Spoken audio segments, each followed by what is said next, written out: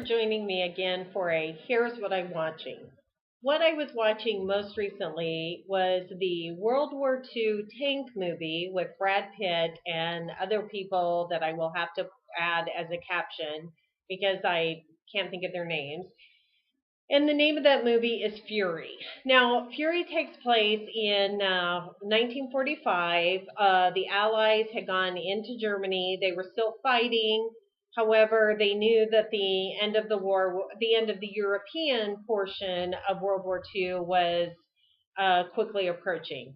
And the particular group of tank soldiers, sorry that I don't have the proper name for them, were at least the ones that are focused on in this story have been traumatized to the point that they are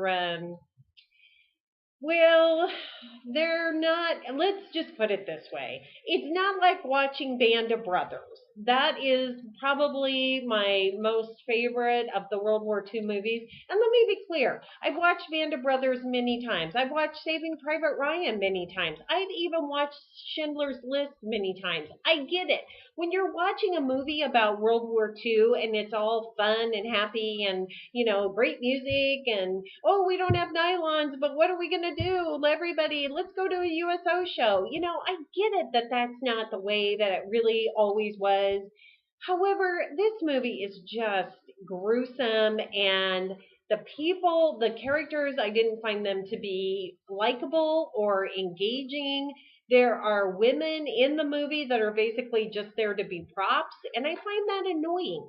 And I get it. During World War II, there weren't women soldiers. What's the whole idea of having a lot of women in the movie? Of course, they're going to be just the civilians or maybe some Red Cross nurses, but they're not going to play a vital role in most of the storytelling because there weren't a lot of women there, and I get that.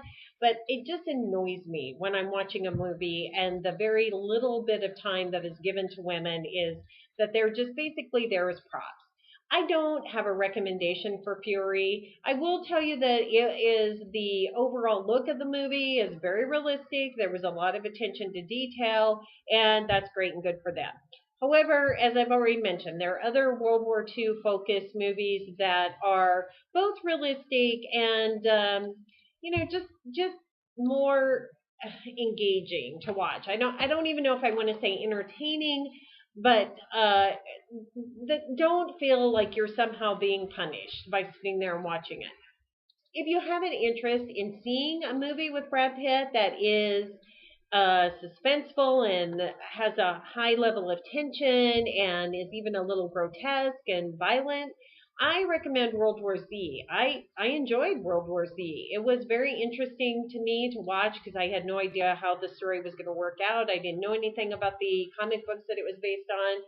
And I thought it was really good and very well made and fun to watch.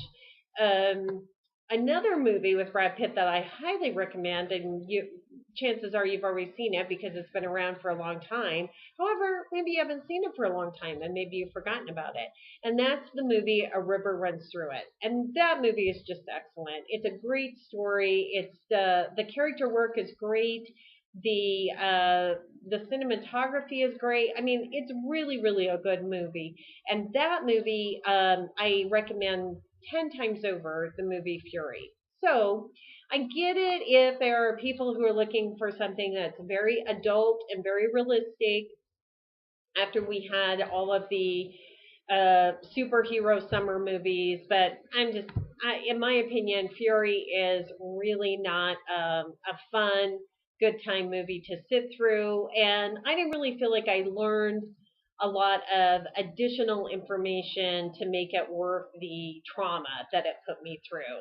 So that's what I've been watching most recently. I hope I come up with something again soon. This is a great time of year for adult movies, so hopefully there'll be something new on Grand Island over the weekend. You never know. See you then.